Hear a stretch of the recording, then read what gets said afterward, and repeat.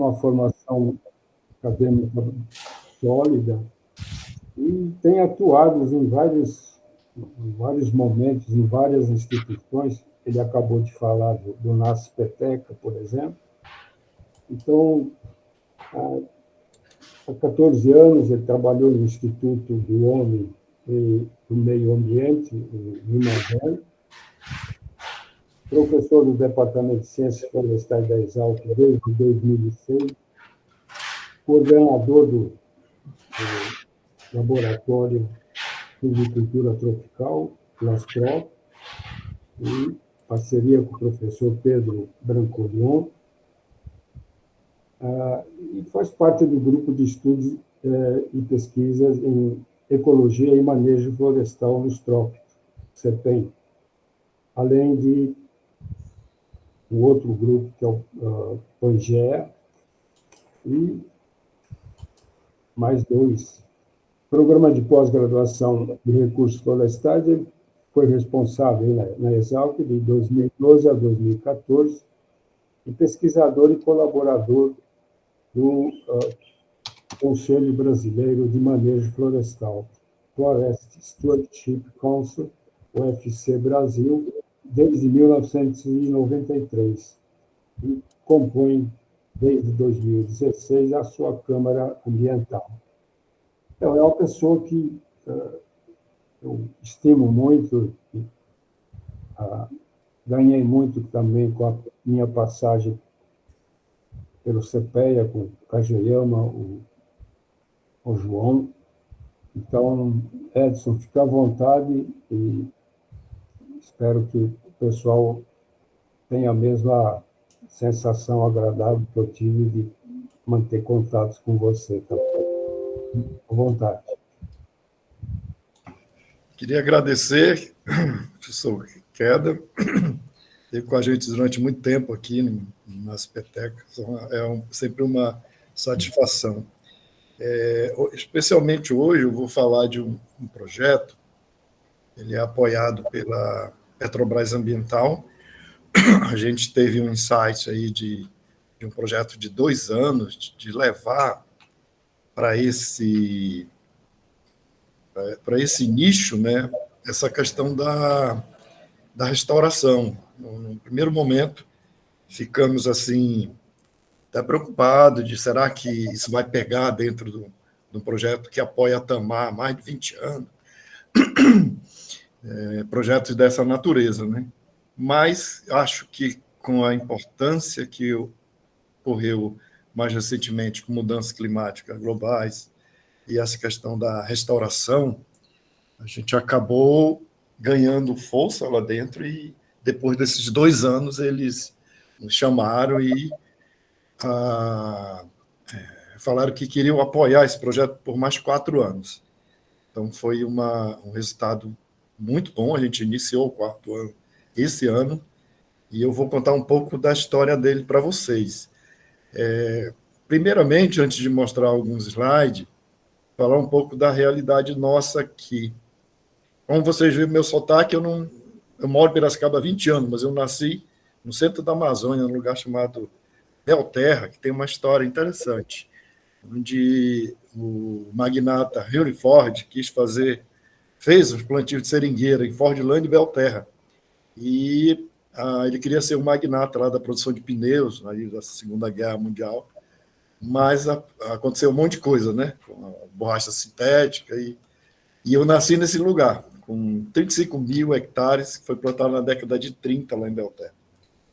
E na minha vida eu trabalhei 15 anos numa instituição uma ONG de pesquisa em Belém do Pará, chamada Amazon, o professor Queda comentou, e depois eu vim para cá, eu estou com 20 anos na academia. Mas voltando para falar de Piracicaba, a gente propôs um projeto para fazer um corredor ecológico ligando um fragmento com outro, né? De forma mais simplória. No entanto, eu vou mostrar mais informações para vocês. Quando a gente fez um diagnóstico da região, com imagens de satélite, com essas ferramentas espaciais, aí veio um grande desespero para a gente, porque a gente detectou que Piracicaba só tinha 9% de vegetação nativa. A região que esse projeto envolve, que são 5 municípios, que é Piracicaba, Anhembi, município próximo daqui, Água de São Pedro e Santa Maria da Serra, tem, em média, 13% só de vegetação nativa. E aí a gente pensou, onde que a gente vai fazer? Eu vou mostrar um mapa para vocês, onde que a gente vai fazer esse corredor? Aí a gente mudou a estratégia, que vocês vão ver durante a apresentação, para iniciar o projeto fazendo plantio de árvores em áreas sensíveis, por exemplo, à produção de água.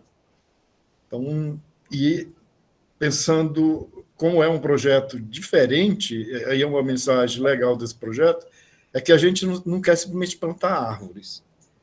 Inclusive, o próprio nome já fala, é conectando paisagens e pessoas. E a ideia é que a própria sociedade entenda o porquê da gente estar fazendo aquilo. E aí, para isso, a gente criou uma estratégia de envolvimento desde crianças em oficinas até conselhos municipais. E na primeira fase esse projeto ficou tão importante que nós ganhamos uma ação, um mérito, né, pela Câmara de Vereadores, recebemos um prêmio, e ele se tornou, era uma preocupação muito grande da gente logo no início, porque o projeto ele tem início, meio e fim, né? É um projeto de 2 anos, mas pegou tanto essa coisa, vocês já vieram em Piracicaba, devem ter visto falar do Corredor Caipira. Ele criou como se fosse uma marca, assim, e a gente tinha muita preocupação de passar para as pessoas que o projeto ia terminar em 2 anos. Mas ainda bem que a Petrobras Ambiental resolveu patrocinar por mais alguns anos. E eu vou pedir permissão para vocês para mostrar uns slides aqui, para coordenar bem. Pode ser, professor Queda?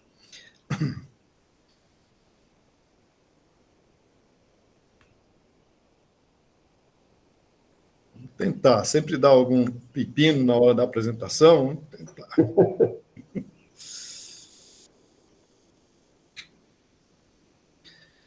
Vocês estão vendo? Sim, tá bom. Tá ótimo. Obrigado. Então, esse projeto que eu fui convidado a falar, o Corredor Caipira, a gente às vezes até brinca, né? Não é um cara que corre aqui em Piracicaba, não. É um corredor mesmo ecológico que a gente pensou. O nome é Conectando Paisagens e Pessoas. A parte administrativa, financeira desse projeto, quem faz é uma fundação daqui, que é a FEALC. Está dentro desse núcleo, a NASPETECA, que é um núcleo que trata muito dessas questões mais sociais, soberania alimentar, dentre alguns temas conflitos que a gente vem trabalhando. E na USP existe 11 desses, 16 desse núcleo, e aqui na Piracicaba, na Exalc, tem um que é esse NASPETECA, que eu fiquei nos últimos 4 anos na coordenação e recentemente o professor Flávio Gandra assumiu essa coordenação, porque eu já estava com muito tempo lá. E é apoiado pela Petrobras Ambiental. Bem, falar um pouco do contexto, coisas que provavelmente muitos de vocês já conhecem, né? Ele está inserido nesses 2 biomas, Mata Atlântica e Cerrado. É uma paisagem, como eu comentei na introdução, muito fragmentada. Os principais usos da região, tanto de ação direta como ação indireta do projeto, é cana-de-açúcar, pastagem, um pouquinho de eucalipto e citros. E tem, no município, 13% de cobertura vegetal nativa. Tem um problema grave e que provavelmente vai ficar pior para frente, com escassez hídricas. tem a recarga nesse local do aquífero Guarani, um dos maiores que a gente tem no país, a gente tem que ter cuidado, né? Na região tem a cultura caipira também, que é muito forte aqui, e a gente envolve, e na região tem uma rede de atores socioambientais, tanto no meio urbano como rural, aqui em Piracicaba, muito rica e que a gente, de alguma forma, está envolvendo essa diversidade nesse projeto também. A região é esta, então, o azul mais escuros é o projeto que a gente tem a ação mais direta, o azulzinho mais claro é aquela que a gente tem a ação mais indireta. A gente tem algumas APA, né, como a Piracicaba Juqueri-Mirim, a gente tem a APA Corumbataí, e tem a famosa La Serra de São Pedro, e tem a Fazenda Barreiro Rico e a APA Barreiro Rico, que a gente, durante a apresentação, eu vou falar, que tem uma espécie emblemática nessa região, que, de fato, está precisando de muito apoio, e nessa segunda fase do projeto, a gente está trazendo essa questão de como que a gente pode ajudar com esse projeto na conservação de uma espécie que está assim, definhando, né, que é os muriquis, são os maiores primatas aqui da América Latina. O objetivo desse projeto foi isso aí, favorecer o estabelecimento de paisagens sustentáveis por meio da conservação e recuperação ecológica, também a gestão do próprio território e estimular a produção sustentável, tendo como destaque o fomento aos corredores ecológicos que conectem, além das áreas com relevante importância ecológica, saberes e políticas públicas relacionadas a fim de promover, obviamente, o que a gente mais quer, que é a sustentabilidade e melhores condições para a gente viver nessa região. A gente elegeu essas 5 frentes de ação, como se fossem os componentes do projeto. Um é a própria restauração, outro é conservação ambiental, outro é educação socioambiental, políticas públicas socioambientais e comunicação.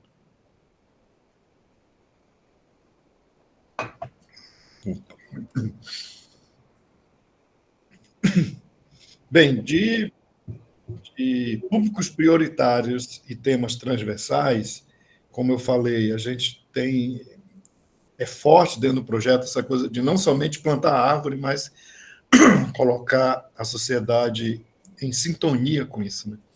E aí a gente elege alguns públicos, como público prioritário, como mulheres, afrodescendentes, pessoas, com deficiência.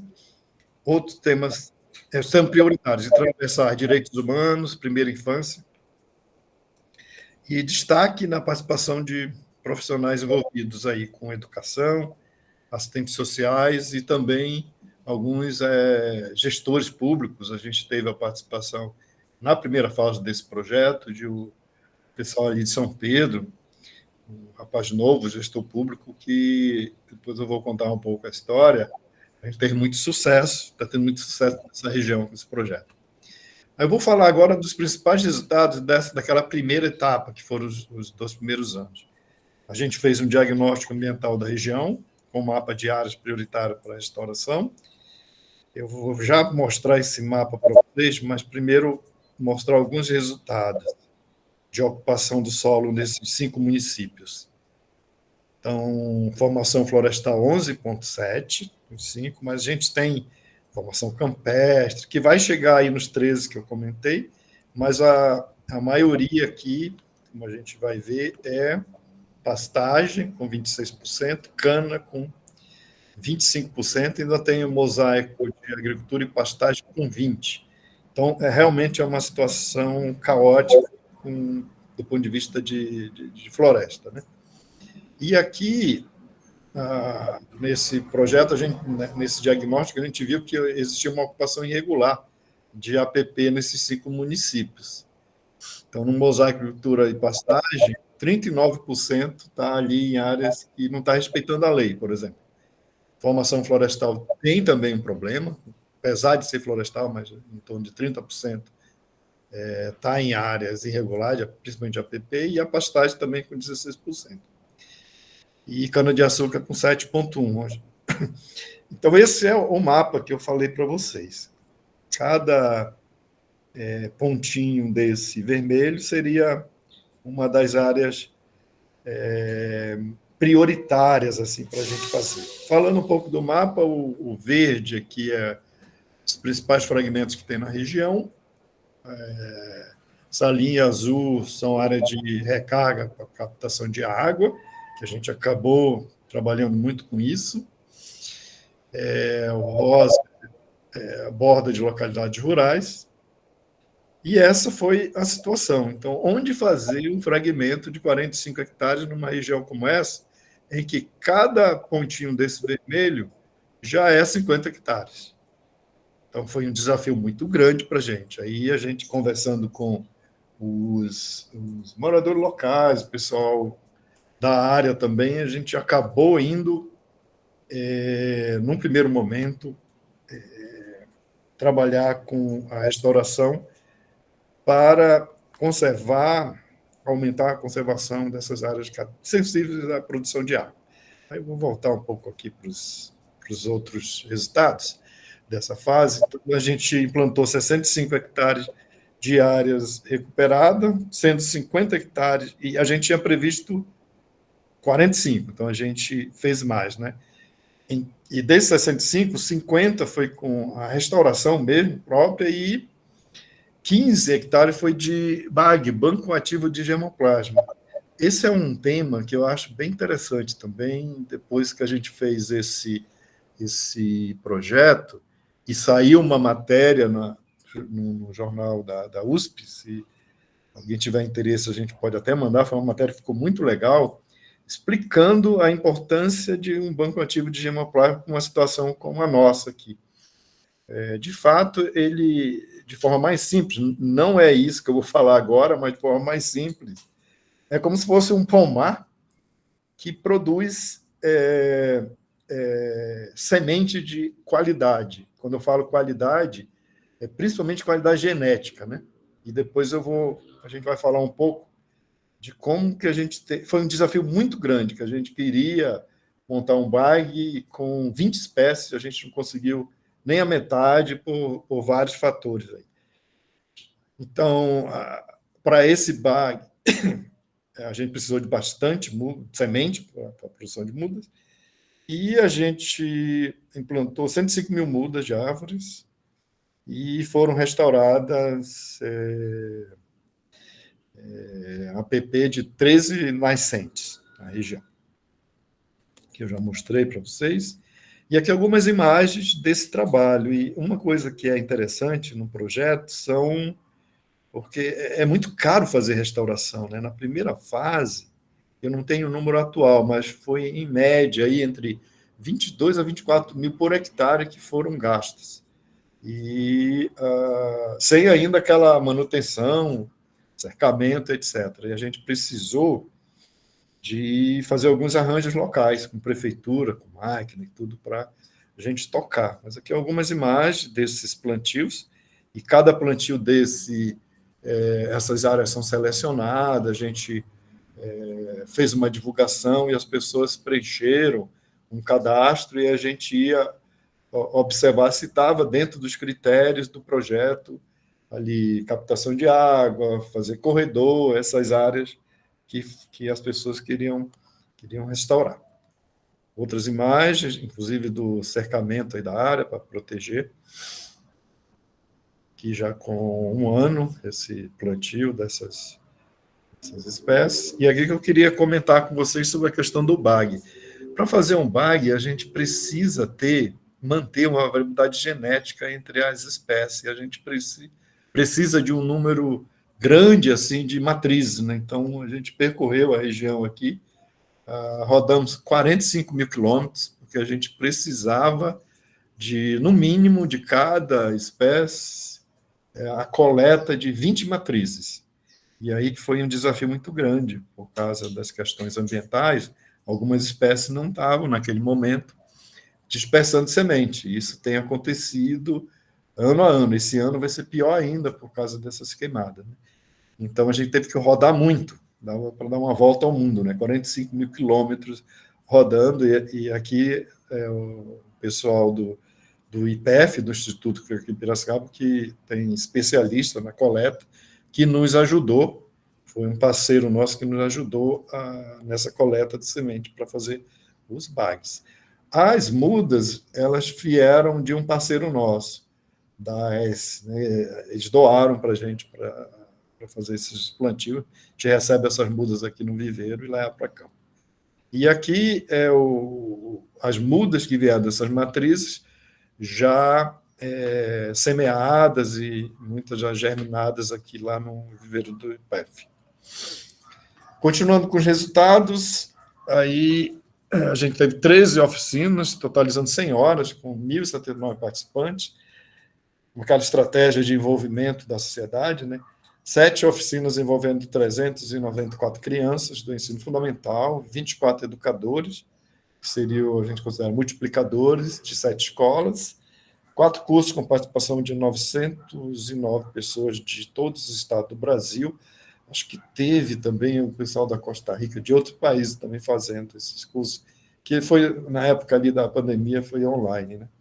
E aqui algumas imagens dessas intervenções que a gente tem feito aqui em São Pedro, ensinando como plantar, também lá em São Pedro, um evento com a prefeitura. Aqui numa região da Paulista, ali numa feira que a prefeitura promoveu, a gente levando as mudas e falando para a sociedade o que o projeto faz. Tem uma coisa muito legal, que uma dos componentes, ela é cantora também, que é a Karine, então ela envolve as pessoas com música, né? E também várias fotos aqui mostrando o processo de plantio, né? Todo o plantio, desde o plantio, a irrigação, etc. E aqui foi um momento que a gente estava, foi um dos fóruns que a gente estava entregando uma premiação aqui no anfiteatro aqui do Departamento de Ciências Florestais. E vocês dão para ver já que a questão dessa divulgação por parte do nosso agente financiador é demais. A gente tem que usar. Depois eu vou falar um pouco mais dessa questão da comunicação vinda do nosso financiador, que eles exigem mesmo isso, né? Continuando com os resultados, realização desses 2 fóruns, com participação de mais de 500 pessoas, 47 parcerias estabelecidas, isso foi bem importante no projeto, ainda está surgindo mais, né? E uma coisa que foi bem legal foi a contribuição do nosso grupo aí, não sou só eu sou o coordenador geral, mas a gente tem várias pessoas envolvidas, do Plano Emergencial de Restauração Florestal para São Pedro. Então, esse projeto contribuiu muito com isso. E a gente tem algumas publicações já, com 3 relatórios técnicos, um guia metodológico, um material didático, uma cartilha para educadores. E aqui algumas imagens desse fórum que a gente fez, inclusive com a participação da secretária aqui de secretária de Meio Ambiente, Nancy Tami, participando desse evento com a gente. E aqui a assinatura desse plano emergencial de restauração de São Pedro, aqui com o prefeito, com o Rogério aqui, que é o secretário de Meio Ambiente, alguns componentes do corredor, e o professor Flávio, nosso parceiro. Aqui a imagem dessas publicações que a gente fez, uma delas teve como título Como Conectar Paisagens e Pessoas com Floresta, Cultura e Participação, outra Restaurando o Amanhã, Desafio e Proposta para a Paisagem, e Árvores Guardiãs, que seria isso, conceitos e atividades para uma educação transformadora. Continuando com os resultados da primeira fase, tem um site institucional, teve 985 publicações online, contendo 59 vídeos, 24 produções para SoundCloud, 56 textos de blog, mais de 200 publicações em veículos de imprensa de abrangência nacional, estadual e regional, e mais de 7 mil seguidores nas redes sociais. Aí, né? A gente tem um grupo de comunicação muito forte, um jornalista já famoso aqui, que está no projeto, e mais 2 de redes digitais. E aqui que eu queria comentar um pouco com vocês, que foi um grande diferencial desse projeto, a questão da comunicação.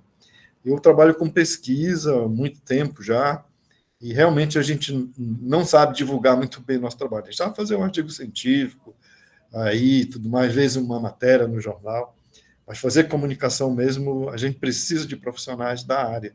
E, para mim, esse foi um grande diferencial, tem sido um grande diferencial desse projeto.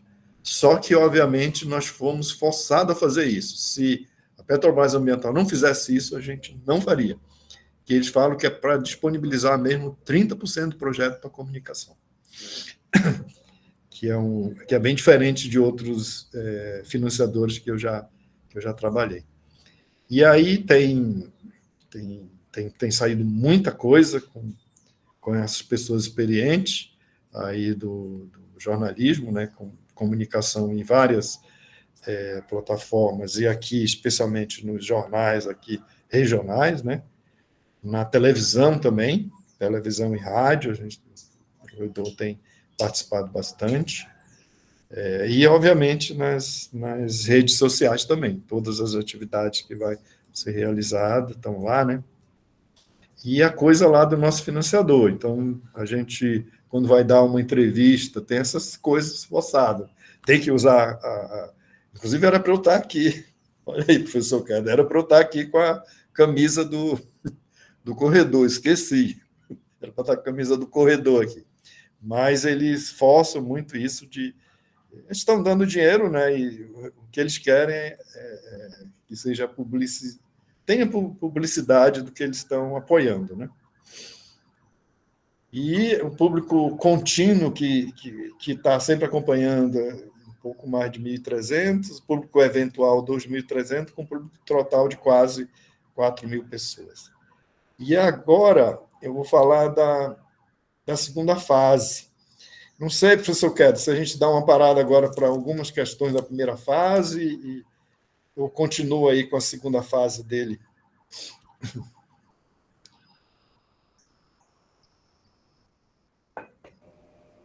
Se tiver alguma pergunta que seja pertinente à parte que ele já apresentou, fique aberto. Se alguém quiser fazer pergunta.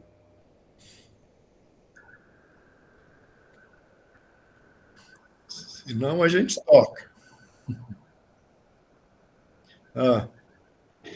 Gostaria de saber mais o conceito de bag, né? Eu vi aí. Então, Margarete, você quer fazer pergunta, Margarete? Eu quero fazer uma pergunta. Pois não. Eu queria saber se tem alguma conexão ou alguma parceria entre vocês aí da Exalc, nesse projeto, com o projeto da Unesp de Botucatu, das Ciências Ambientais de lá, que também tem uma proposta muito parecida, né, com essa de vocês, se há uma sinergia, né, pensando na região, inclusive. Então, tivemos algumas aproximações desse grupo, sim. Inclusive, ele soma, né, porque tem um grupo lá que eles trazem muito forte essa questão, que a gente, inclusive, vai conversar mais daqui para frente, questão de fauna mesmo, né? É um grupo que vem trabalhando muito com isso, mas a gente precisaria mais um fortalecimento dessa parceria, mas já conversamos com uma pessoa dessa iniciativa lá. E tem uma pergunta também aí do BAG, né, que foi escrito. Eu vou só parar, que fica meio complicado aqui, fica um negócio infinito. Uma pessoa perguntou que queria saber mais do BAG. Então, uma grande preocupação que a gente tem nos viveiros hoje, na produção de sementes, é como que esses viveiros estão produzindo suas mudas. Se esses viveiros produzem sua muda baseada apenas em uma árvore, acontece você vai perder variedade genética nessas futuras árvores que você está implantando, e talvez você não vá ter sucesso com elas. Com certeza você não vai ter sucesso se você não respeitar essa variação genética. Eu tenho muita preocupação com relação a isso. Se os viveiros, obviamente, se viveiros melhores, eles devem levar em consideração isso, sem dúvida. Mas a gente esteve conversando, inclusive, com o pessoal do governo do Estado, da Secretaria de Meio Ambiente, de fazer um programa mesmo para algumas regiões que têm problemas com restauração, com falta de floresta, que esteja interessado em fazer isso, que uma das primeiras coisas a se fazer é a gente ter mudas de qualidade. De fato, o BAG, no final das contas, o que a gente quer seriam mudas de qualidade, que ao implantar elas no campo, você não vai ter uma degradação daquela espécie, que você não está tratando de, por exemplo, de indivíduos próximos, de irmãos sendo cruzado com irmão, que isso acontece com as árvores também, como acontece com a gente, né? Então, a preocupação é muito nessa linha, de ter mudas de qualidade e que realmente a muda que você vai estar implantando se transforme numa floresta no futuro, realizando todas as suas taxas vitais, produzindo semente, etc., produzindo fruto. Tem algumas mãos levantadas aí. Deixa eu abrir a fila. Primeiro a Ademilson, depois a Adriana. Acho que eu levantei a mão primeiro, professor. Henrique, desculpa. Isso, Henrique. Bom dia, obrigado aí da presença e parabéns pelo projeto. Pergunta bem direta, assim, né? Essas ações que vocês fazem de comunicação, elas têm um custo elevado, como você falou, né? Mais ou menos quantos por cento do total do projeto vocês acabam destinando para essas ações, para ter esse impacto aí no público de quase 4.000 pessoas que você mencionou? Tá. Uma excelente pergunta, Henrique. De fato, nós já somos obrigados a fazer isso pelo próprio financiador. É 30% do projeto. Então, se o projeto for o primeiro foi 2 milhões, vai aí, 600 mil, mais ou menos. Por aí, 500, 600 mil que já vem definido pelo próprio financiador. Isso aqui você tem que deixar para a parte de comunicação. E aí, o que acontece é que a gente acabou montando, como tinha que disponibilizar isso, montando uma equipe de comunicação das pessoas da área mesmo, para tratar disso. Isso ajudou muito, viu? E aí são os terceirizados ou são bolsistas aí da Exalc? Aí é empresa mesmo? A gente contratou mesmo, via FEAL, que contratamos uma equipe. Esse projeto funciona assim, a gente tem muito estagiário, tem essa coisa toda, dá oportunidade para os estagiários, mas a gente tem muito essa coisa de contratação de PJ, por exemplo, para fazer a restauração. A gente contratou uma empresa lá que a gente já conhece, né? Tem todo o processo de licitação para fazer, porque é muito caro isso, a gente tem que analisar muito bem essa contratação. Para vocês terem uma ideia, as primeiras propostas que vieram foram impossível da gente pagar o que as pessoas estavam cobrando para fazer a restauração, nos 45 hectares lá. Tem mais perguntas aqui, aí o Ademilson. Tem a Denilson, tem a Adriana, tem a Alcides. Eu acho que a Margarete e a Jaqueline estão inscritas. Ah, tá. Talvez fazer em bloco aí as perguntas, pessoal. Desculpa, Margarete e Jaqueline mesmo. Margarete. Eu vou pegar um gancho com essa fala do professor Henrique, da questão da comunicação. Como é que esse projeto se conecta com a proposta do ISD da Petrobras? Como é que vocês discutiram a questão do eixo ambiental, né, dentro do compromisso ISD deles, que eu vi lá, que é de reflorestar não sei quantos hectares no Brasil? Esse projeto provavelmente se conecta com essa publicação deles, né? Então, como é que vocês discutiram a questão do ISD dentro desse projeto? E é claro que desmembra para a comunicação, porque é uma forma de evidência, né, daquilo que eles precisam comprovar que, de fato, estão fazendo dentro do compromisso divulgado. Margarete, está totalmente alinhado. A gente tem, inclusive, hoje, eu não vou conseguir acompanhar, mas tem uma representante da Petrobras que vai estar aqui com a gente, para ver um pouco disso da comunicação. E a gente tem, não somente comunicação, mas para cada uma dessas ações, a gente tem as metas que elas são desenhadas com eles, das metas que a gente vai cumprir em cada um disso. E assim, dentro da comunicação tem as penalidades. Se você colocou uma meta lá e não cumpriu, tem uma penalidade ainda dentro do projeto. Então, ele tá bem alinhado e toda e qualquer alteração nesse projeto tem que ser discutida com eles e a gente participa das reuniões com os outros projetos também, que têm afinidade com o nosso. Né? Então, está bem alinhado. Jaqueline?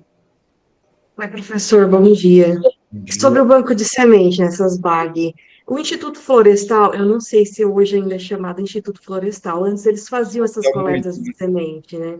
Hoje eles ainda têm, porque eles teriam uma variância assim, genética, porque eles coletavam, né, em todo lugar que eles tinham uma estação, eles coletavam. Tem, o que eu observo, Jaqueline, é que foi feito algumas coisas, mas eles mesmos procuraram. Teve um grupo lá, que agora aí eu também mudou tanto, estou chamando de SEMA, né, aquele bloco todo lá. Eles convidaram a gente para discutir uma estratégia para o Estado, porque eles já estavam fazendo algumas coisas, mas, no geral, o que a gente observa é que é muito mais forte não essa parte florestal, dos BAG para a floresta, mas dos BAG agrícola, que tem também, né?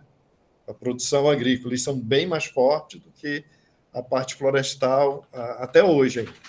O que a gente quer é que isso cresça, né? Porque imagina se a gente não leva em consideração toda essa variação, a situação daquela espécie naquele local, né? A gente não levar em consideração isso. Você pode ter um tipo de restauração que no futuro não vai produzir semente, não vai se transformar numa floresta, tudo mais. E a gente tem atualmente grandes grupos com financiamento, às vezes até exterior, de fazer plantios de milhares de mudas.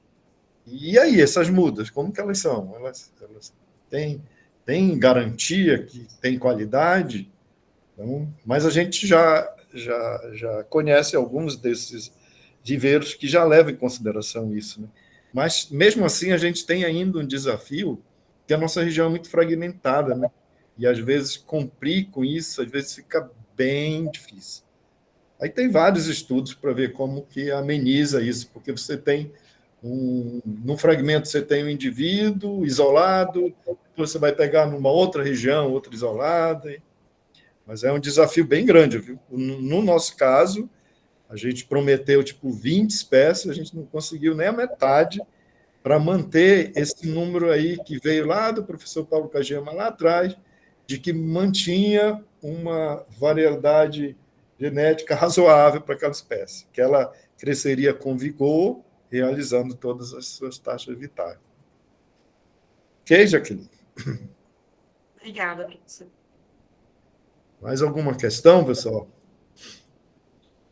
E aí eu vou falar do que a gente está prometendo agora fazer nesses próximos 4 anos, que iniciou em janeiro deste ano. Vou voltar lá, então. Mas, se em algum momento quiserem parar aí, ficou alguma dúvida, por favor, fique à vontade.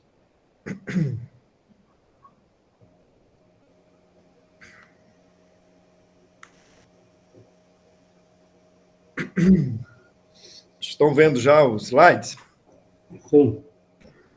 Então, não é mais nem proposta isso, tem que atualizar isso. Já é a segunda fase mesmo do projeto, o que a gente está fazendo. Do ponto de vista dessa frente de restauração ecológica, a gente ficou com uma dúvida tremenda. A gente prometeu 45.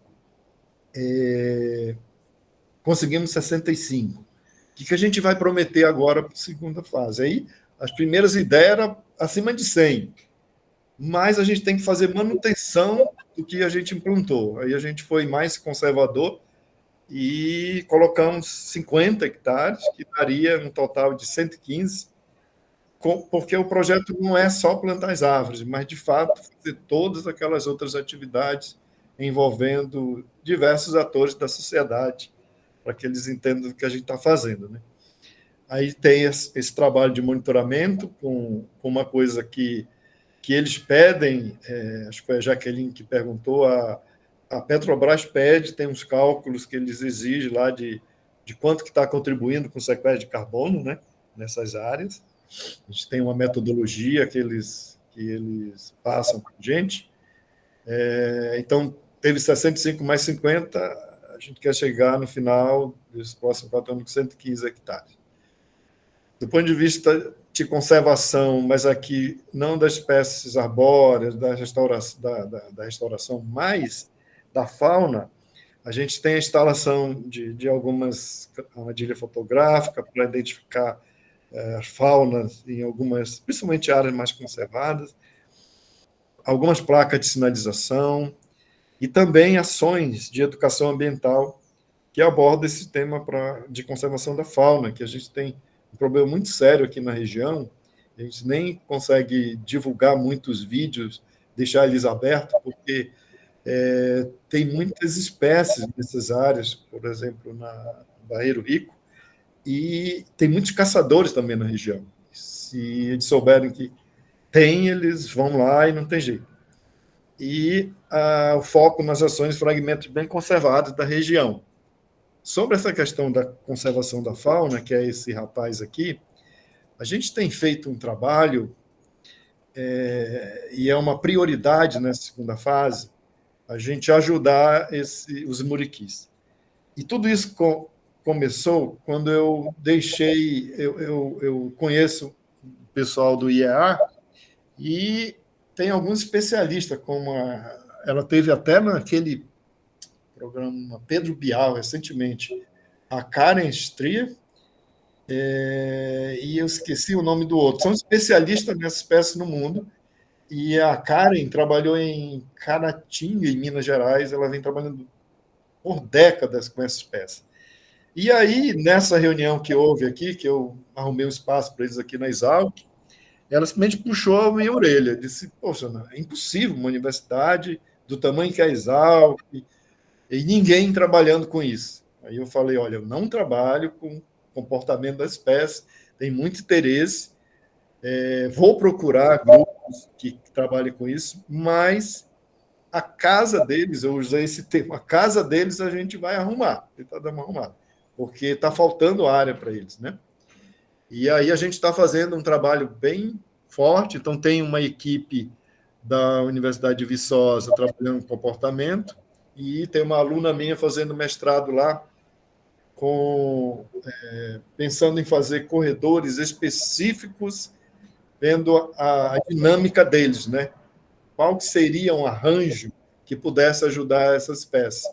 E aí acabou surgindo outras estratégias de pesquisa interessantes. Eu estou com uma aluna de iniciação científica que está indo para essas áreas com a menina Bia, lá da UFV, procurando onde ele faz os cocô dele lá, para saber que semente que eles estão comendo e a gente fazer uma restauração direcionada para eles. Não seria uma restauração qualquer para favorecer ali eles. Então, ela está fazendo iniciamos agora esse trabalho nessa região. Aí tem muitos desafios com relação a isso, porque são espécies que elas não param, né? Não ficam paradas aí na árvore. Aí a gente precisa de um drone, aquele com uma câmera termal, para identificar a temperatura deles e aí acompanhar eles, senão você fica perdido ali e não consegue encontrar. Aí deu um problema no drone lá, que era da Secretaria do Meio Ambiente, a gente está vendo como contornar isso. Isso ajuda muito a encontrar eles lá no campo. Então, ele seria, nesse segundo momento, uma espécie símbolo mesmo do projeto.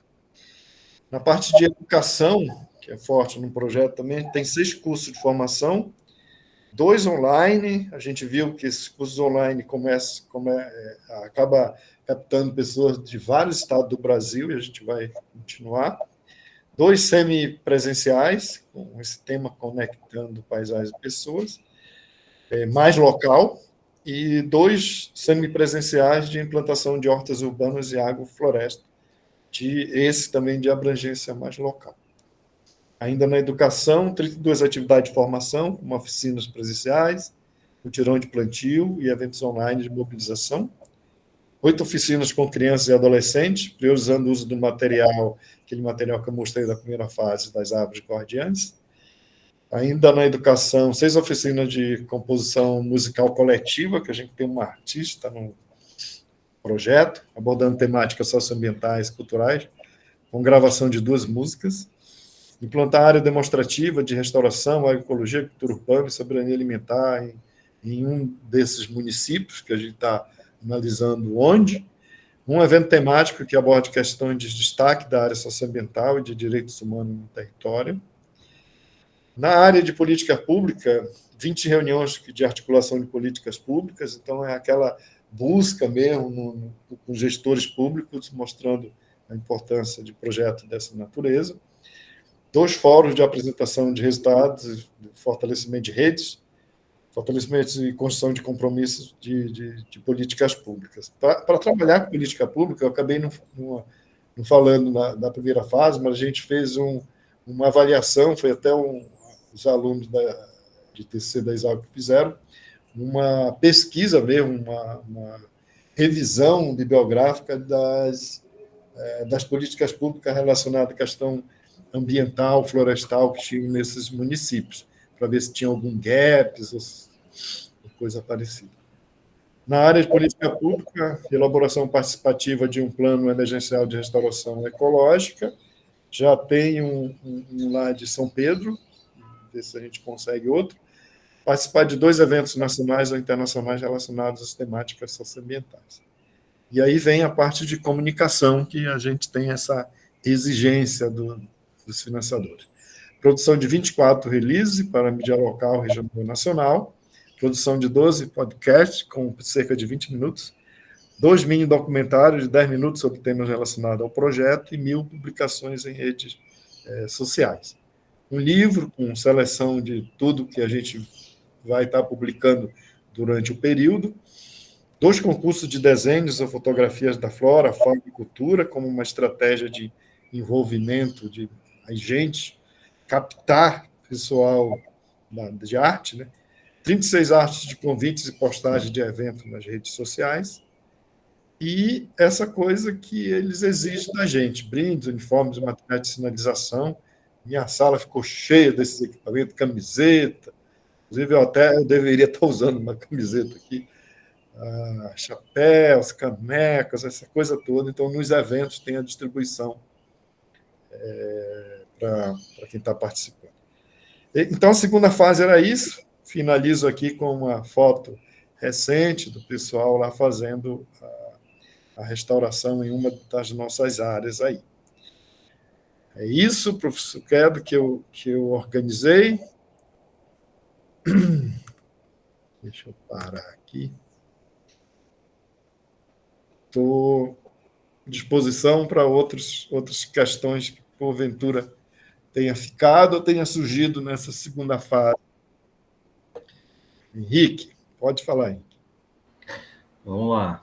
Professor, de novo, quero parabenizar pelo projeto e pela continuidade dele. Como é necessário um projeto desse, principalmente na região aí de Piracicaba, onde só tem canavial, né? E essas paisagens hoje que a gente tem ouvido falar, né, um conceito novo é paisagens inflamáveis, né? Quer dizer, os canaviais representam muito bem isso.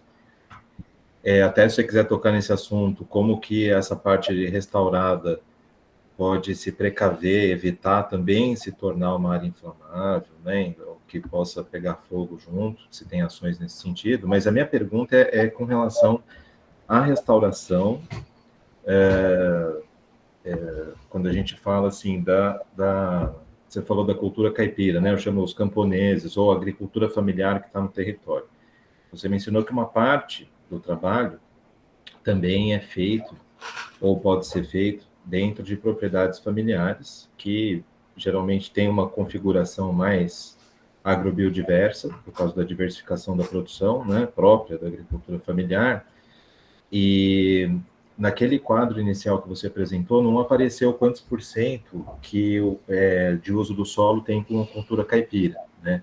Então, eu queria tentar entender, primeiro, qual que é essa porcentagem, né? Você falou que é muito forte a presença do pinus, do eucalipto, da cana, da laranja, das áreas florestais, e também qual seria, no caso, a parte da agricultura familiar, e se você acha que uma ação dessas pode ser bem efetiva quando a gente fala de fazer a restauração no interior das propriedades familiares, conciliando a restauração e a conservação, como também a parte econômica e produtiva dos produtores. Se você tem alguma experiência para relatar em relação a isso no projeto. Obrigado.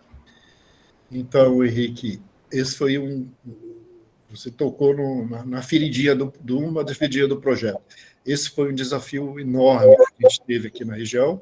A gente está querendo melhorar aí para o futuro, porque quando a gente incluiu essa parte do envolvimento dos agricultores familiares, pequenos produtores, foi imaginando que a gente ia conseguir isso com facilidade, inclusive fazendo, que é objeto do projeto, fazendo a restauração com agrofloresta mesmo, uma restauração produtiva. Por incrível que pareça, grande parte dos nossos agricultores, eles arrendam suas áreas, muitas vezes para cana, e muitas das vezes são grandes produtores. Por exemplo, naquela região, fora isso que você estava questionando da agricultura, mais para biodiversidade ali do Muriquis, a gente vai ter um desafio enorme lá.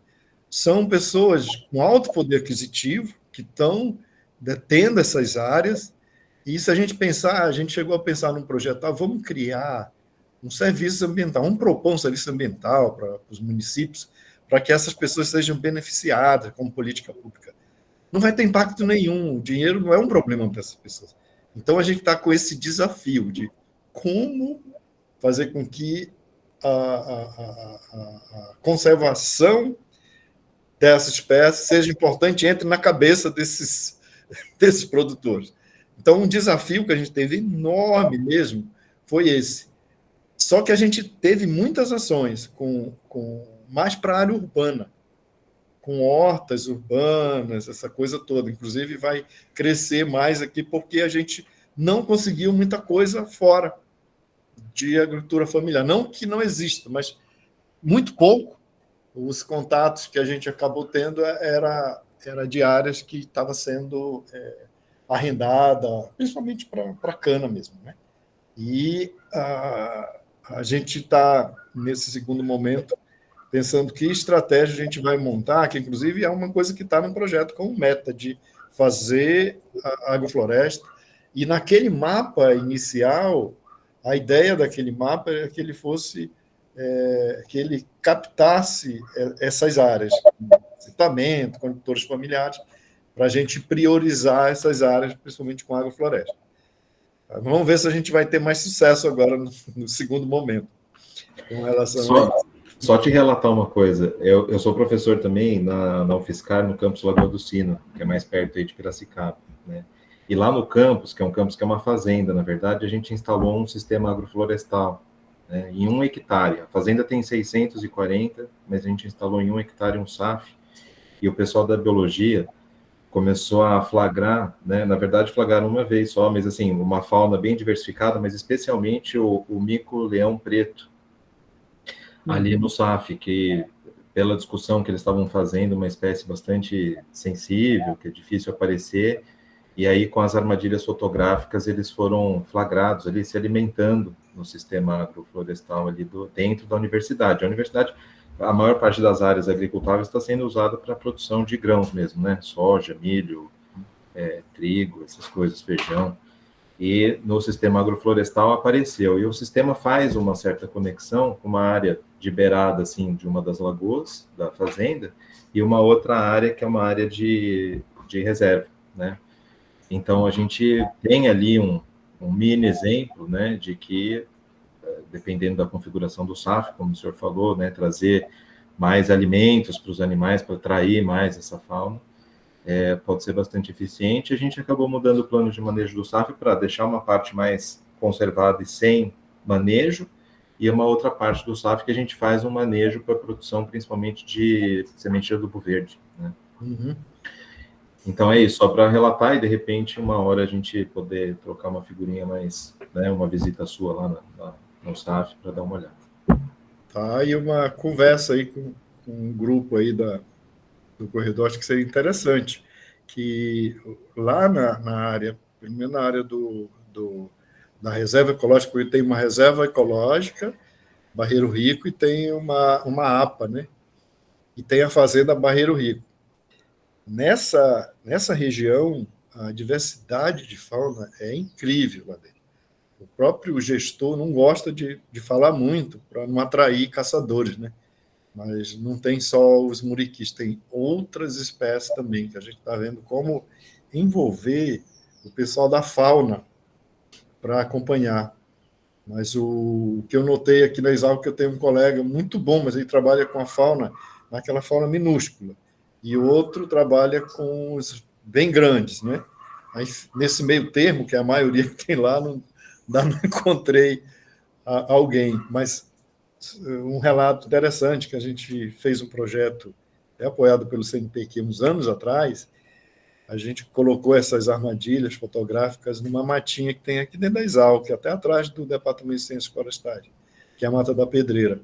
A gente conseguiu encontrar uma onça parda, cara, foi fotografada, ali dentro. Então, está faltando esse tipo de ambiente para esses animais, né? Impressionante.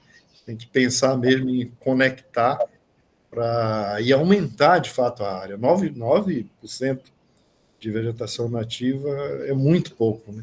Inclusive, uns anos atrás, tinha uma onça na Rua do Porto, aqui em Piracicaba. Então, está faltando espaço para eles, infelizmente. Mas legal, vamos manter contato, sim. Wesley, acho. Bom dia, professor. Bom dia. Obrigado pela apresentação aí. Esse projeto é um projeto muito interessante. Comecei a fazer parte dele há um tempo atrás, mas eu não consegui concluir. E uma das dúvidas que eu tenho é a respeito das parcerias do projeto, principalmente com o órgão ambiental do Estado de São Paulo, a CETESB. Existe alguma parceria, algum diálogo? Por que eu pergunto isso? O órgão ambiental do Estado de São Paulo, ele deixa passível o licenciamento ambiental, por exemplo, de supressão de vegetação, de árvores isoladas. E essa vegetação, essas árvores isoladas, muitas das vezes têm matrizes excelentes para poder captar sementes e possivelmente fazer mudas. Porém, dentro do órgão ambiental não existe nenhuma exigência que se deve captar sementes de onde vai suprimir e depois fazer futuras mudas. Então, talvez seria até interessante uma proposta de política pública onde, se você vai suprimir uma vegetação, é interessante fazer uma coleta de sementes daquela vegetação ou deixar algumas árvores matrizes para futuramente fazer um banco de germoplasma ou algo do tipo. Então, como o senhor disse na questão da segunda fase do projeto, de propor algum tipo de política pública, talvez seja interessante ter esse tipo de diálogo, porque eu vejo que muitas árvores são suprimidas, muita vegetação é suprimida, e existe muita árvore matriz que poderia servir como um banco de sementes que, infelizmente, não é levado em consideração. Legal, Wesley. Boa sugestão aí para a nossa segunda fase. A gente tem uma proximidade, mas não tão forte, mas com a Neide, nem sei qual é, não é da CETESB, a Neide é de uma outra, mudou tudo, não sei o que de biodiversidade lá. Mas ela trata mais, ela acompanha a implantação daquelas projeto de agrofloresta que foi feito aí no estado. Mas seria interessante como É uma estratégia mesmo para assegurar, né? Então, antes de retirar esse indivíduo, vamos assegurar que vai ter representante deles aí no mundo ainda, né? Eu penso muito nisso, porque o forte da minha área de pesquisa é com manejo de floresta lá na Amazônia. Então, até hoje eu monitoro a área com 30 anos, e uma das coisas que a gente se preocupa é exatamente isso, de fazer o manejo, que seria o corte de alguns indivíduos, depois deles dispersarem de forma abundante aquelas sementes. Né? É interessante, olha só. As aplicações que você levantou até para um ambiente bem longe daqui. Né? É bem interessante. Vou levá-la para o grupo aí, que eu acho que é uma estratégia interessante e alinha com o que o projeto se propõe, né, de criação de política pública mais adaptada a essa situação. Né? Beleza. Natália. Professor, obrigada pelas ideias e toda essa inspiração, né? Foi bem inspirador, principalmente aqui no interior de São Paulo, que a gente está vivendo essas queimadas e fica todo mundo desesperado sem saber o que fazer, a gente vê nesses projetos possibilidades, né? E aí eu queria perguntar, eu tinha colocado aqui no chat, mas acho que acabou passando, sobre o financiamento do projeto, como que foi esse contato com a Petrobras? Foi um edital, foi algum diálogo direto com eles? Então, boa pergunta, Natália. Foi o edital que surgiu, como desses que sempre a gente recebe no WhatsApp. Aí, como tinha uma linha que eles estavam priorizando para a parte ali de restauração e corredor, aí a gente resolveu aplicar, mas a gente não tinha esperança nenhuma. Mas foram cerca de 2 anos de negociação. E depois que a gente iniciou esse projeto, foi muito interessante que o responsável pelo projeto, que fica diretamente conversando com a gente, ele até mudou agora, não é mais ele, que era o Marcelo. Eu lembro de uma discussão que a gente teve no IPF, lá vendo essas sementes para o BAG, ele chegou comigo e falou, olha, vocês têm a frase que ele usou, você tem que mostrar por que esse projeto é importante para eu conseguir defender ele lá dentro, depois que ele iniciou, lá dentro da Petrobras, porque era uma coisa bem diferente o nosso projeto lá dentro, né, mediante os demais projetos que eles aprovaram. Eu acho que funcionou a estratégia que a gente usou, que eles acabaram apoiando. Mas foi assim, foi um edital mesmo esporádico, que chegou, aí a gente resolveu aplicar. Mais ou menos isso.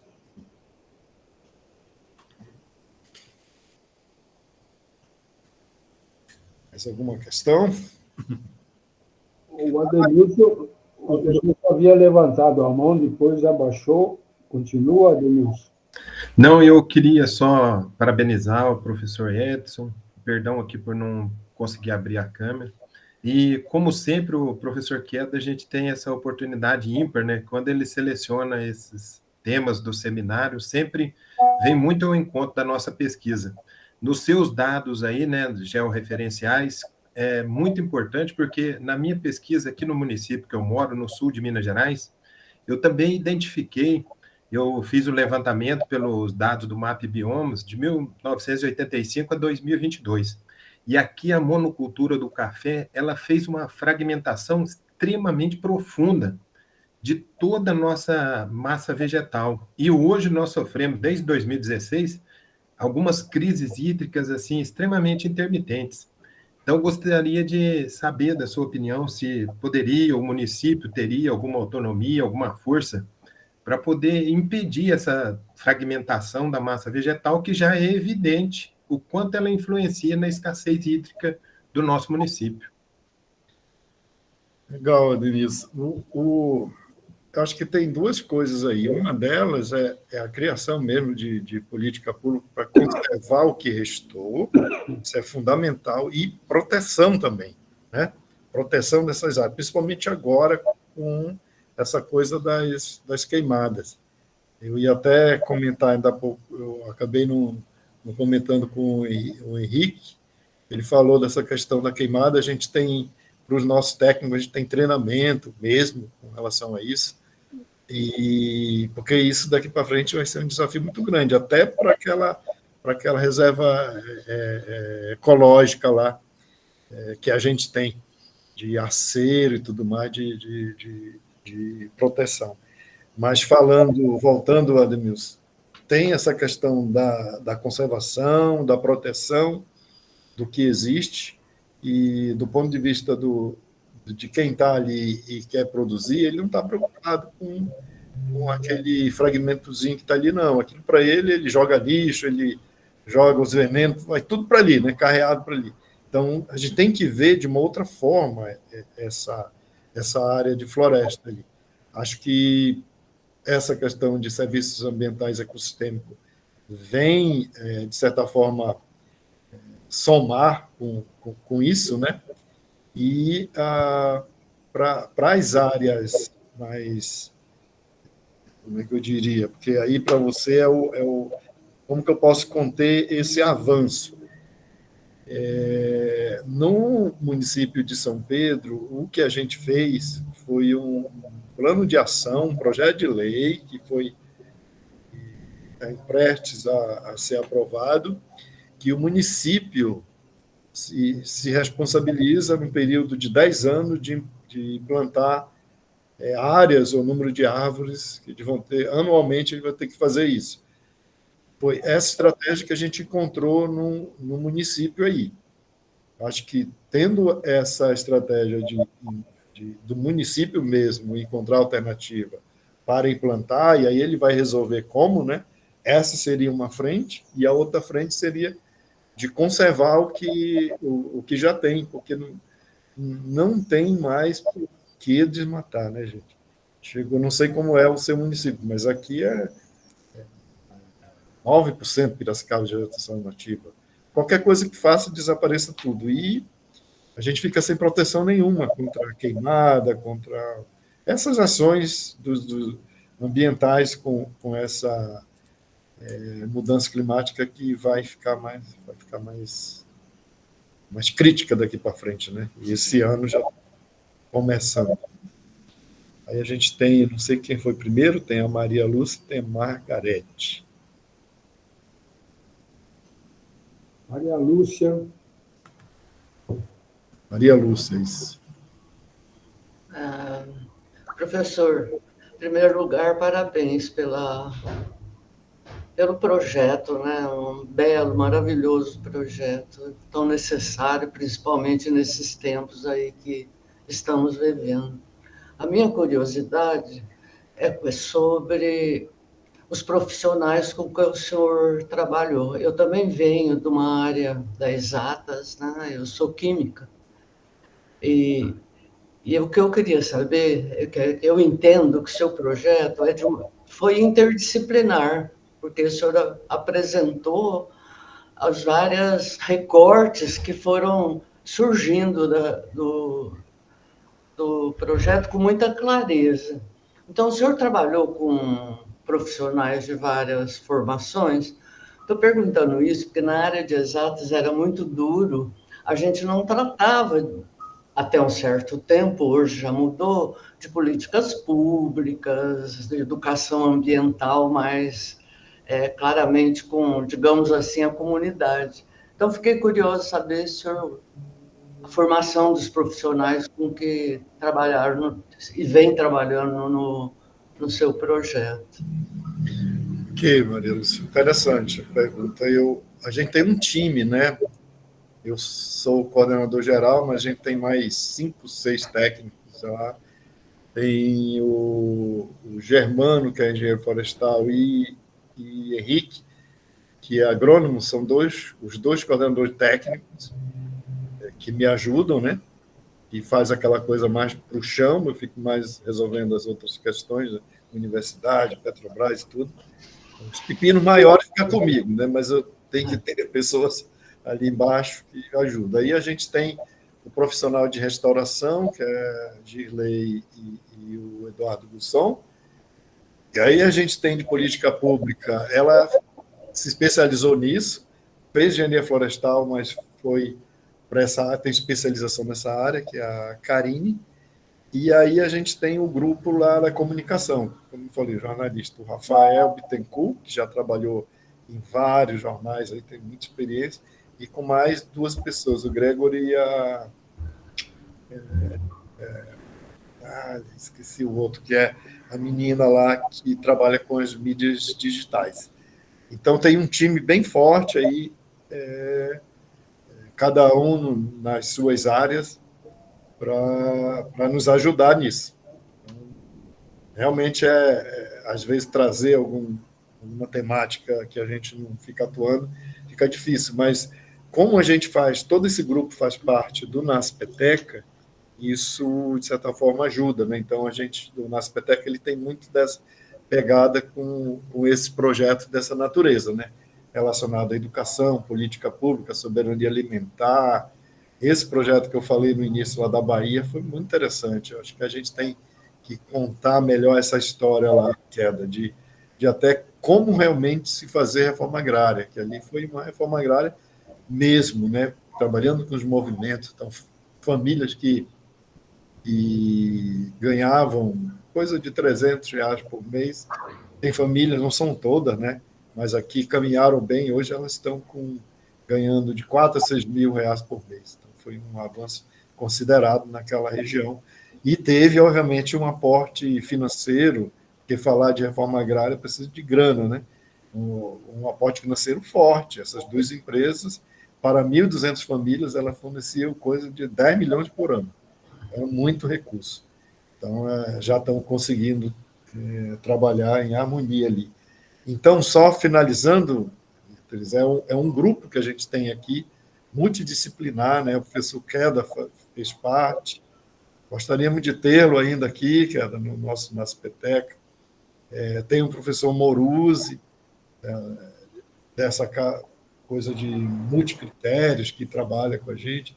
Tem o professor Flávio Gandra. Então, a gente tem um grupo bem eclético aqui que apoia esses projetos, né? Isso ajuda. Além, internamente do projeto, a gente tem um grupo, que é o núcleo NASPETECA, que dá aporte. Aí a Margarete. Primeiro, parabenizar o professor pelo trabalho.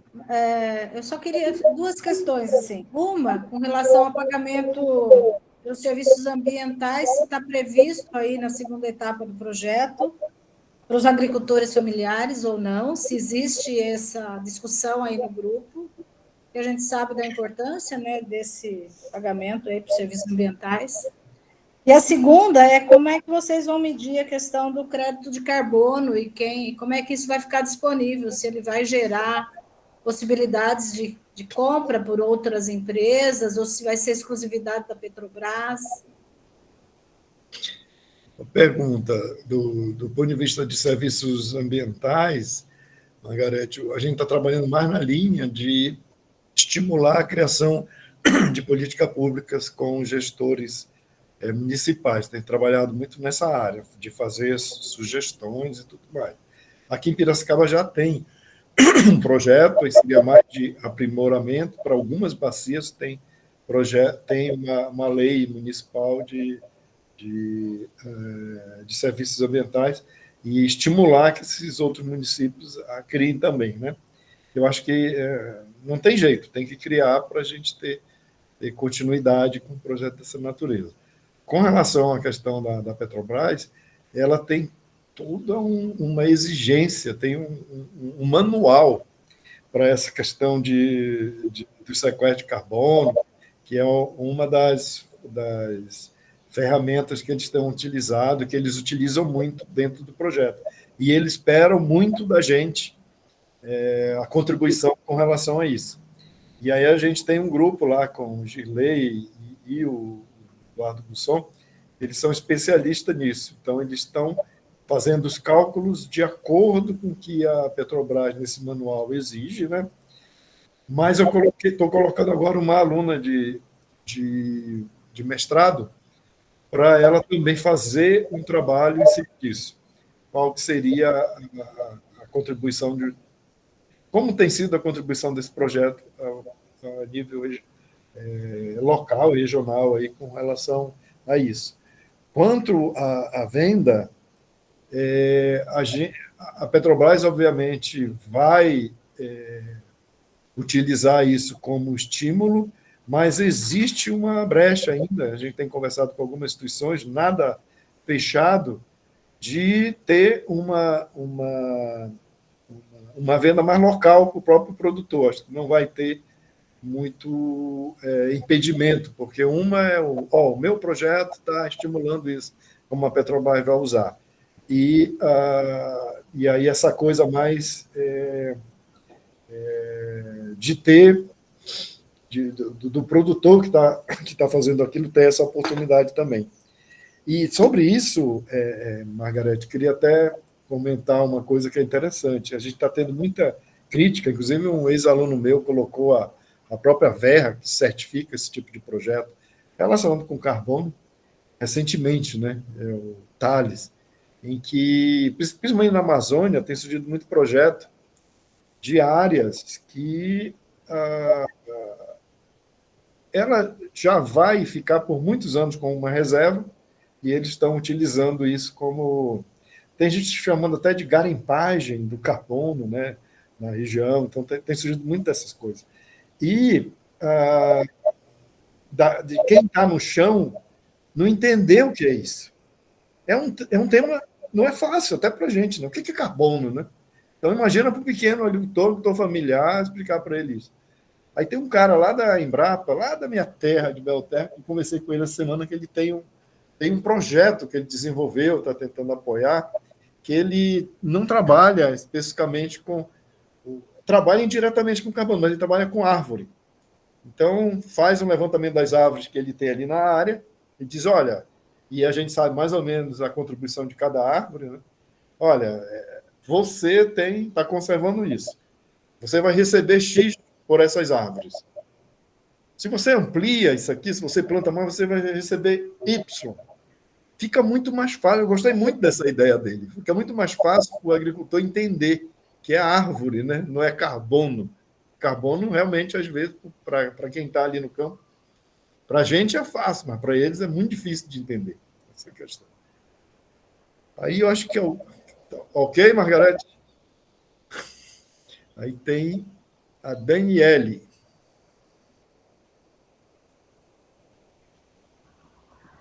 Oi, professores, tudo bem?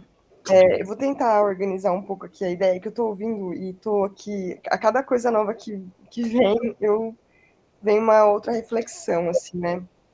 E aí eu queria falar um pouquinho, trazer um pouco de algumas realidades que a gente tem, assim, tipo, pelo menos o que eu consigo enxergar, né? Quando a gente fala dessa questão das áreas arrendadas, aqui em Araraquara isso já é uma realidade há muito tempo, né? Tipo, as áreas arrendadas para cana e tal, enfim. Então, quando a gente fala sobre essa questão da conscientização, ou quando a gente fala de conscientizar o agricultor e tal, eu não sei se também é só o agricultor, né, que a gente tem que conscientizar, porque o agricultor ele não consegue nem produzir, porque ou ele arrenda para viver, ou ele não produz e não consegue escoar a produção, ou não consegue, né, ter o dinheiro para se manter, né? Então, eu acho que falta também essa conscientização das pessoas do quanto esse projeto, do quanto esse trabalho é importante. E aí, quando você fala um pouco na resposta da professora Maria Lúcia sobre a equipe que desenvolve esse projeto, né, entram aí os profissionais de comunicação, né, estão aí para comunicar o projeto, para falar sobre o projeto, para falar para as redes sociais. E aí eu fico pensando tanto que a gente comunica, como a gente comunica, né? O meu projeto de pesquisa de doutorado, ele fala sobre a questão da comunicação pública, do mestrado falou sobre isso, o projeto de doutorado ele vem um pouco nessa linha também, inclusive agradecer ao professor Zildo que, tipo, topa esse desafio e, tipo, vem junto para falar de comunicação, que é uma área que, às vezes, enfim, a gente fala pouco, né? E como a gente comunica, né? Porque será que a gente está comunicando certo? Será que a gente está comunicando só para a academia? Porque, assim, tipo, a gente fala tanto, a gente olha tanto para isso, mas a gente comunica sempre para a academia, né? A gente fica dentro desse ambiente. A reunião da ONU, que estabeleceu os Objetivos de Desenvolvimento Sustentável, e a gente fica nas grandes instâncias. Aí, eu estava dando aula ontem para uma turma de alunos de 14, 15 anos, e eu comecei a falar sobre algumas questões relacionadas a isso, e aí o aluno de 14 anos fala, nossa, professora, eu nunca ouvi falar disso. Então, como que a gente está comunicando isso? Como é que isso está chegando na educação? Como é que a gente olha para o produtor e fala, carbono? Nem a gente sabe o que é carbono, como é que o produtor vai entender o que é carbono?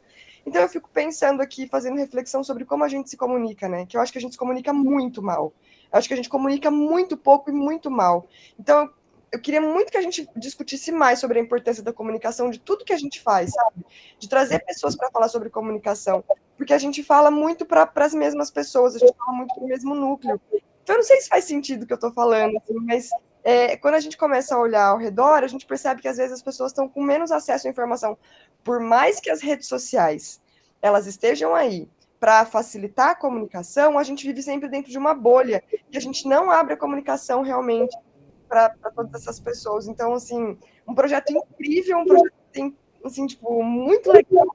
E como que a gente comunica isso? Como que chega nas pessoas? Então, acho que é uma reflexão. E aí, eu queria te perguntar também sobre desafios desse processo, né? De falar, de chegar, de compartilhar, enfim. Acho que é isso. Obrigada. Jaqueline, interessante. Olha, eu vou pegar lá do início, quando você falou da coisa do arrendamento. Então, nós tivemos uma discussão muito forte dentro do projeto, inclusive eu levantei, as pessoas me olharam assim, quando eu falei que, olha, gente, a gente não tem que tratar, no início a gente pensava muito em tratar com os pequenos, a gente tem que tratar com o grande também. Aqui a gente tem a raiz, então, a grande parte dessas áreas estão sendo arrendadas por eles, a gente tem que conversar com eles, não tem jeito. A gente tem que conversar com a Suzano. A Suzano tem áreas aqui também, aqui próxima, está arrendando de produtor. Aí, hoje, já está mais tranquilo com relação a isso. Então, a gente tem que conversar com todo mundo. Não tem jeito. Aí, voltando para a questão da comunicação, assim, eu tenho um exemplo bem prático sobre isso. A gente tem esse projeto da Bahia, que eu comentei. É fantástico esse projeto. Mas lá, a gente não teve comunicação. A Exalc nem sabe que existe esse projeto, para ter uma ideia. Nunca a gente viu falar. Só que lá a gente tinha um desafio. Era assim, os movimentos sociais. Imagina o MST não quer ficar na mesma foto que a Suzano. A Suzano não quer ficar com a mesma foto que o MST. Então, a gente tinha desafios internos, não era à toa também. A gente tentou criar um grupo de comunicação, mas acabou que não avançou. E aí o projeto foi penalizado por divulgação. Enquanto que o Corredor Caipira é um projeto muito menor do que esse, só que como a própria financiadora exige que tenha, a gente acabou montando um time mesmo.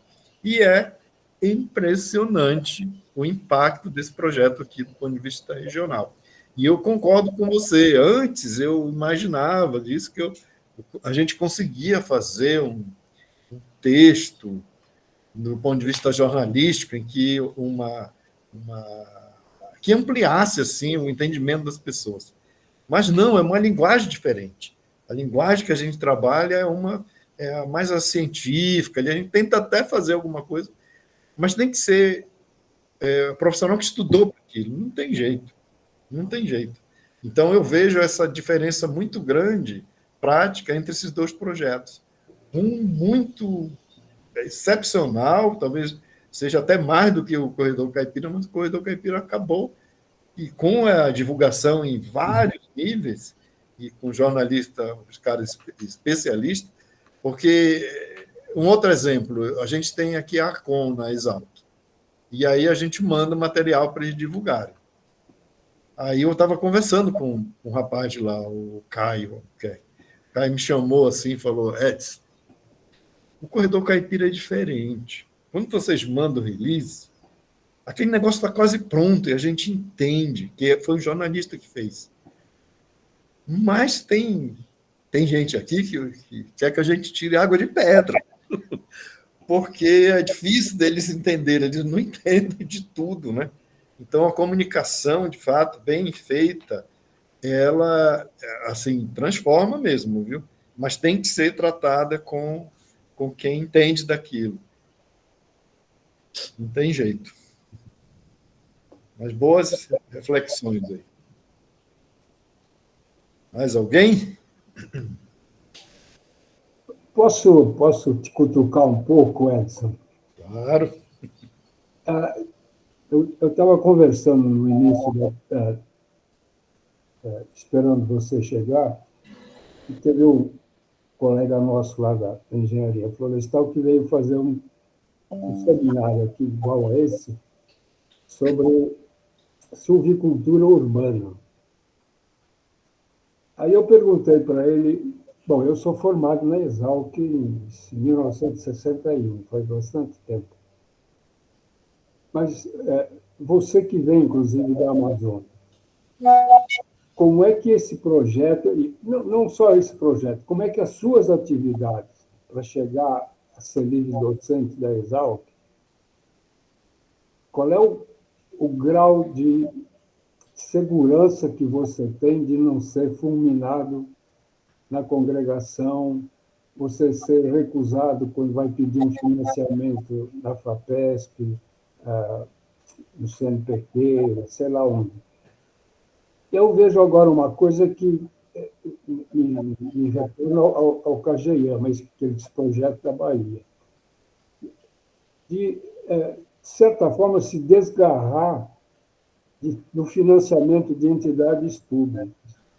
Porque o rapaz que fez, não vou citar o nome dele, mas o rapaz que fez o seminário de silvicultura urbana, ele dizia o seguinte, dependendo do termo que eu vou colocar no meu projeto para a FAPESP, ele é sumariamente recusado. Então, as próprias agências públicas são extremamente... Como é que se fala esse sistema aí que para você cortar o cara, acabar cortar, né? Mas, enfim, elas podem, principalmente a partir do título do seu projeto e dos objetivos dele. Então, a sua vivência hoje, e você deixou, acho que isso bem claro, esse financiamento pela Petrobras, até que ponto, e aquele da Bahia lá pela Suzano, e a outra, até que ponto o financiamento por empresas privadas em pesquisas como essa que você está colocando tem mudado a relação desse grupo aí do Nascipeteca ou coisa parecida dentro da escola? Até que ponto a valorização desse tipo de trabalho que começou lá no Cageyama, até que ponto ele é reconhecido pela direção da escola, pelos demais professores da escola? Que a Bilu fez uma pergunta que eu acho que ainda eu acho que ela não ficou satisfeita, se eu vou poder entender. Até que ponto um químico, um físico, pode ajudar você no seu trabalho, por exemplo? Multidisciplinar, sim, mas, por exemplo, você fala, olha, trabalhar com o agricultor e falar de carbono para ele não tem sentido. Aí você fala, mas vamos pegar a árvore.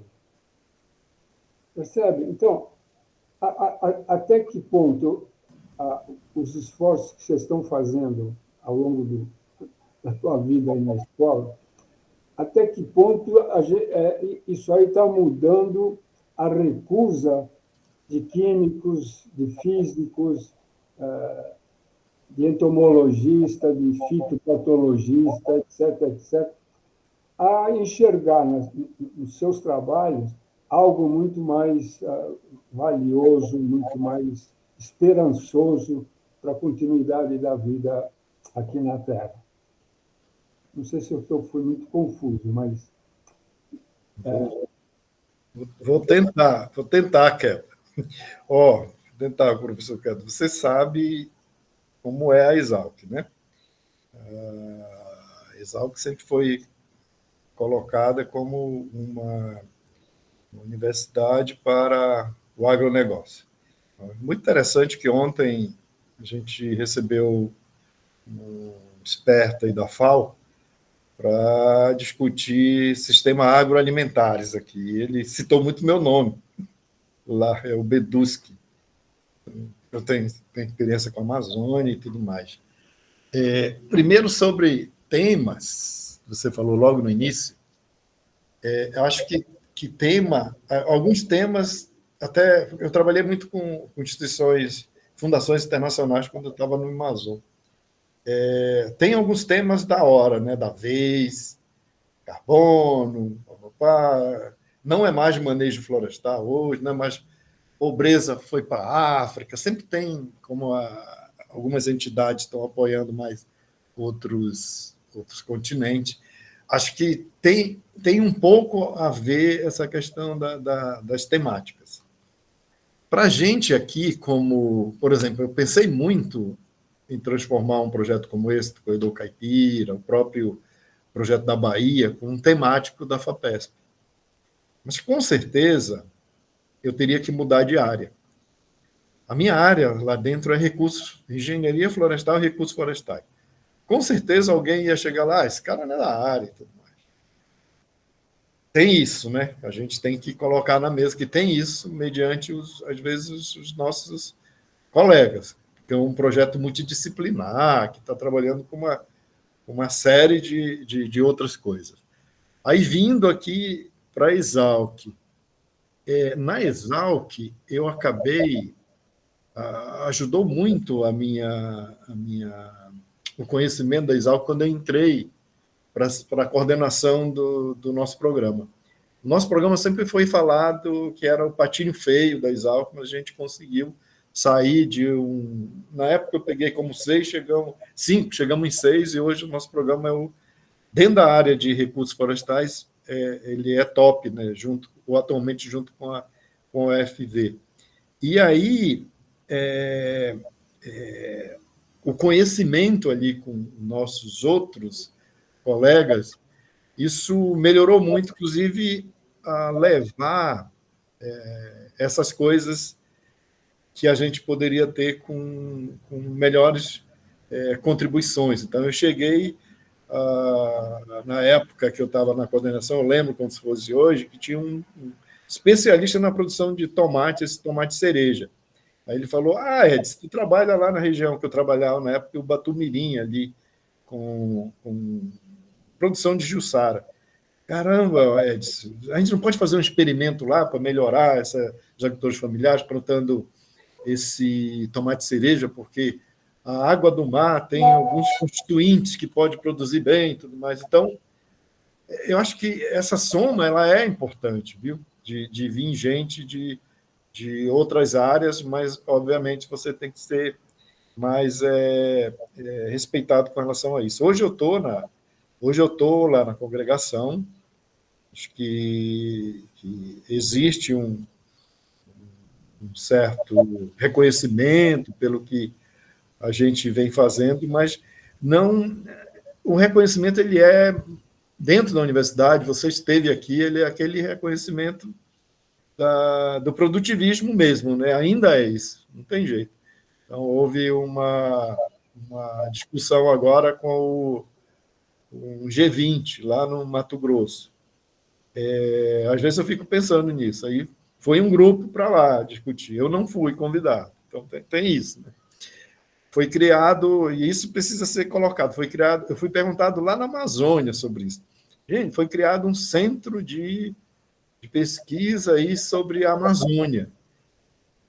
Você foi convidado? Eu nunca fui convidado para isso. Eu nem sei se eles sabem que eu existo, né? Que está lá o Paulo Artacho lá na frente. Então, tem essas coisas, né? Mas eu acho que falta um pouco mais de conhecimento e contribuição com relação a isso. Mas, no geral, eu diria que há um certo reconhecimento, aí, falando da minha questão pessoal, aí falando mais da universidade, eu acho que a gente não tem agido de uma forma mais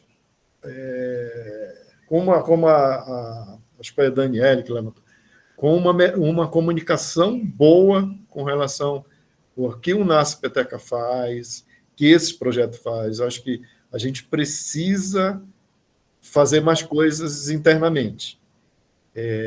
Já estamos definindo, apresentar o NASPETECA, apresentar o corredor, apresentar algum projeto lá na congregação.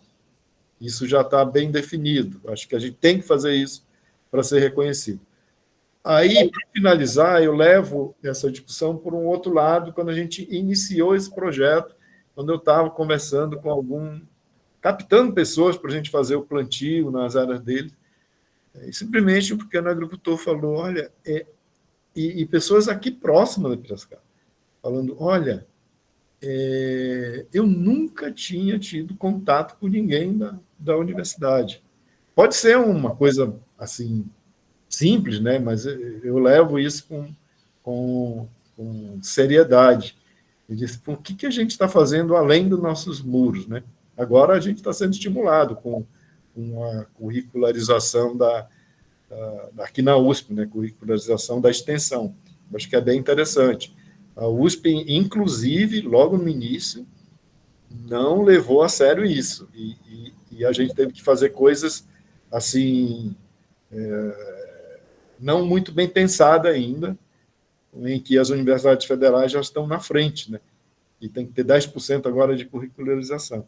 A USP, no primeiro momento, falou, não, a gente faz pesquisa, a gente não faz extensão. Absurdo, né?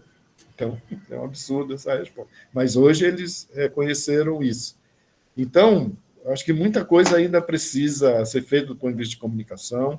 Acho que a gente teve anos aí anteriores relacionados com questões mais políticas, que ficou claro para mim que a sociedade muitas das vezes não entende o que a gente está falando, e eu concordo com o que o Daniel falou, não entende o que a gente está fazendo. E a gente precisa melhorar muito em relação a isso. Acho que a gente tem muita coisa a trilhar nesse caminho ainda, que passa com, muitas das vezes, projetos como esse do Corredor Caipira, que envolva a sociedade entender, que para mim não tem sentido nenhum a USP aqui, a gente da Exalc, falar, olha, nós somos a 5ª universidade de ciências agrárias no mundo, se a gente não está ajudando a conter esses incêndios aí. Não tem sentido para mim um negócio desse. Eu acho que é importante estar lá no top das universidades, mas que a gente tenha algum impacto a nível local, regional, tudo mais. Não sei se eu lhe respondi, que foi muito complexo. Então, se alguém mais tem alguma dúvida, eu acho que a minha preocupação em coordenar esse seminário sempre foi de trazer temas que provocassem as pessoas. E acho que hoje, pelo menos parcialmente, acho que eu consegui, porque pelo menos o Henrique sabe que agora existe o Edson Vidal, e o Edson Vidal também sabe que tem o Henrique na Lagoa do Sino, e que fazem trabalhos que caminham paralelamente porque não se entrosaram antes ou não se conheceram antes. Então, eu acho que eu agradeço o Edson por 2 motivos. Primeiro, o seminário dele estava programado para o dia 27, e tivemos que antecipar para o dia 20, e ele acabou concordando as 2 vezes de atender o meu pedido. Então, por 2 vezes eu agradeço você, Edson, e espero que você possa continuar frequentando esse seminário e trazendo os resultados dessa 2ª fase do seu projeto, que eu acho extremamente importante, e acho que as perguntas, as dúvidas que surgiram, mostraram que o projeto é importante. E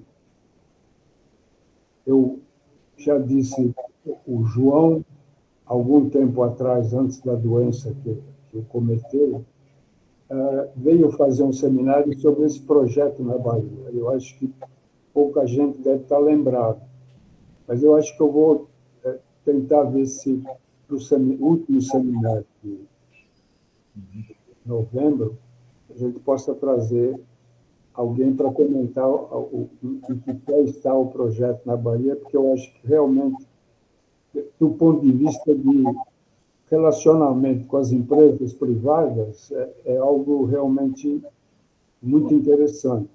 E acho que o seu projeto com a Petrobras também é interessante por isso. Então, se não houver mais nenhuma pergunta, eu agradeço a presença de vocês e com especial carinho eu agradeço o Edson pela boa vontade dele, a dedicação. Eu sei que ele está cheio de coisas para fazer, mas, Edson, mais uma vez, muito obrigado. Eu renovo o convite para você aparecer mais vezes aqui com a gente, tá bom? Pode contar comigo, acho que grupo, muito bom o grupo, queria parabenizar aí, as questões que trouxeram foram bem importantes, e só um comentário sobre a questão da Bahia, é que o rapaz, ele vai até dar uma palestra na minha disciplina aqui, ele esteve dentro da empresa e depois o próprio movimento sugeriu, depois que ele saiu, que ele fizesse parte do Naspeteca, é o Fausto Camargo. É uma pessoa excelente, porque ele conhece os dois lados, né, da moeda. Então, é importante. Acho que seria legal ele fazer uma intervenção aí também. Mas obrigado aí pela paciência de vocês aí. E obrigado pela atenção. Tá bom. Muito obrigado, então, para todos.